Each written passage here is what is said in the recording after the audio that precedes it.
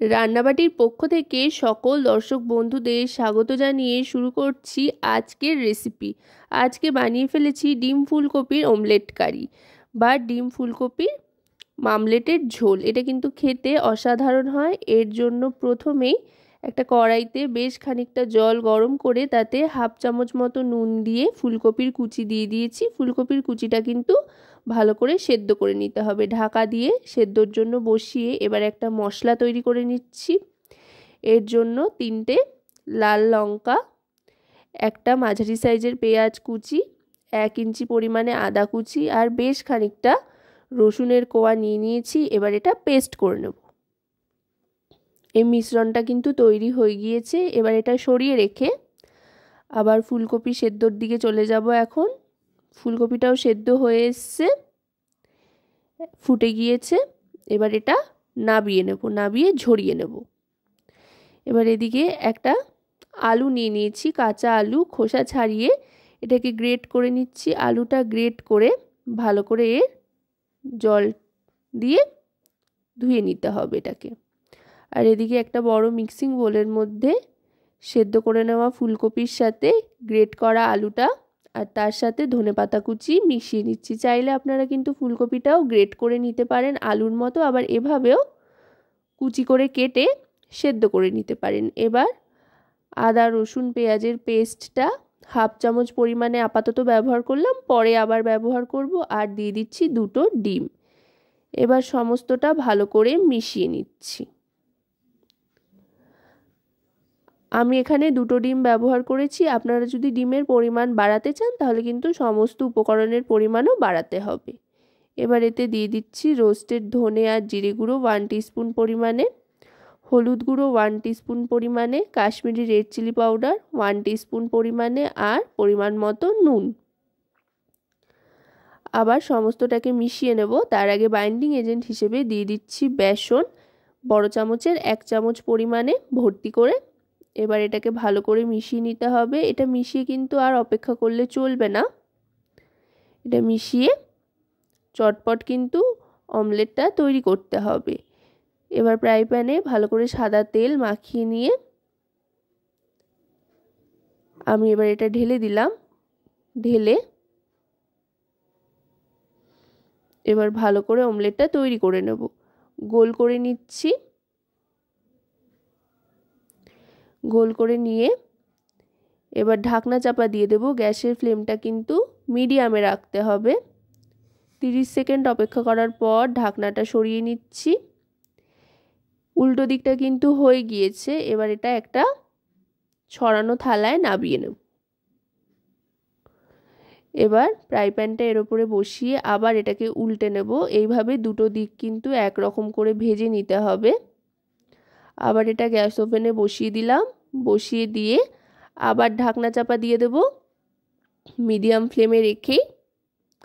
আবার ঢাকনা চাপা দিয়ে 30 সেকেন্ড অপেক্ষা করতে হবে। 30 সেকেন্ড বাদে ঢাকনাটা সরিয়ে নিলাম। এবার এটা নাবিয়ে নেব। অমলেটটা কিন্তু তৈরি হয়ে গিয়েছে, দুদিক থেকেই ভাজা একদম ঠিকঠাক পারফেক্ট হয়েছে। এবার এটা থাক এখানে খানিকক্ষণ ঠান্ডা হওয়ার জন্য। এখন গ্রেভিটা তৈরি করে নেব। গ্রেভি তৈরির জন্য এবার কড়াইতে সাদা তেল গরম করে নিয়ে তাতে ফোড়ন হিসেবে দিয়ে দিয়েছি সাদা জিরে আর ডুমো ডুমো করে কেটে রাখা 2টো আলু দিয়ে দিয়েছি। আলুটা এখানে ভাজতে থাকবো। আলুটা অর্ধেক ভাজা হতে হতেই তার মধ্যে দিয়ে দিচ্ছি আদা রসুন পেঁয়াজের যে মিশ্রণটা ছিল সেটা।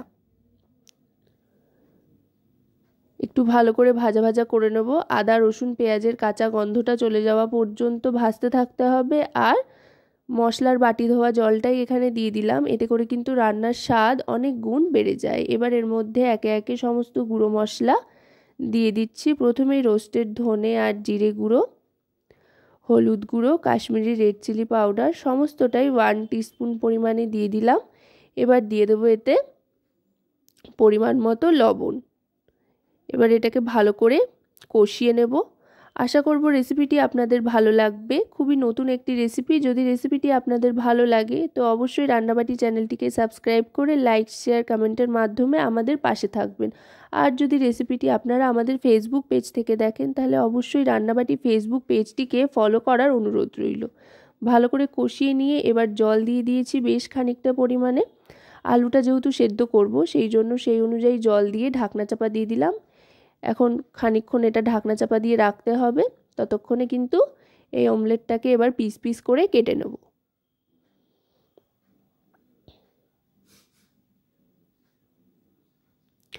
অমলেটটাকে সুন্দর করে স্কোয়ার করে কেটে নিয়েছি। আপনারা আপনাদের পছন্দ মতো যে কোনো আকৃতি দিয়েই কাটতে পারেন। কেটে নিয়ে এটাকে রেখে দিচ্ছি আপাতত। এবার আবার ঢাকনাটা সরিয়ে নেব। দেখুন তেল ছাড়তে আরম্ভ করেছে আর আলুগুলো কিন্তু সেদ্ধ হয়ে গিয়েছে, মশলা একেবারে কষে গিয়েছে। এবার এর মধ্যে দিয়ে দিচ্ছি টমেটো কেচাপ 1 চামচ পরিমাণে। এতে খুব সুন্দর একটা চটপটা ফ্লেভার আসে। আমি যেহেতু এতে টমেটোর ব্যবহার করিনি তাই এখানে টমেটো কেচাপ দিলাম। টমেটোর ব্যবহার করলে সেটা কিন্তু অবশ্যই আগে দিতে হবে। এবার দিয়ে দিলাম 1/2 টিস্পুন পরিমাণে শাহি গরম মশলার গুঁড়ো আর বেশ কিছুটা ধনেপাতা কুচি। এবার সবটা ভালো করে মিশিয়ে নিতে হবে। দেখুন গ্রেভিটা কিন্তু অনেকটাই শুকিয়ে এসছে, একেবারে কিন্তু মশলা কষে গিয়েছে। এবার জল দেব। অবশ্যই কিন্তু ঈষদুষ্ণ গরম জল ব্যবহার করবেন গ্রেভির জন্য, তাতে করে কিন্তু অনেক বেশি সুস্বাদুও হয় আর তাড়াতাড়ি গ্রেভিটা ফুটেও ওঠে। গ্রেভিটা ফুটতে আরম্ভ করলে গ্যাসের ফ্লেমটা মিডিয়াম টু লোতে রেখে অমলেটের পিসগুলো এক এক করে দিয়ে দেব। অমলেটের পিসগুলো দিয়ে কিন্তু খুব একটা বেশি নাড়াচাড়া করার প্রয়োজন নেই, কারণ কিন্তু অমলেটগুলো প্রথম থেকেই তৈরি করা, এগুলো শুধু খেতেও অসাধারণ লাগে। গ্রেভি তৈরি করলে আর কি ভাতের সাথে খাওয়া যায়, সেই জন্য গ্রেভিটাও অসাধারণ খেতে হয়। এবার গ্যাসের ফ্লেমটা অফ করে 1 মিনিট মতো স্ট্যান্ডিং টাইমে রেখে আমি সার্ভ করে দিচ্ছি। আশা করব রেসিপিটি আপনাদের ভালো লাগবে। যদি রেসিপিটি আপনাদের ভালো লাগে তো অবশ্যই রান্নাবাটি চ্যানেলের সাথে থাকবেন এবং এতক্ষণ পর্যন্ত ভিডিওটি দেখার জন্য সকলকে অনেক ধন্যবাদ।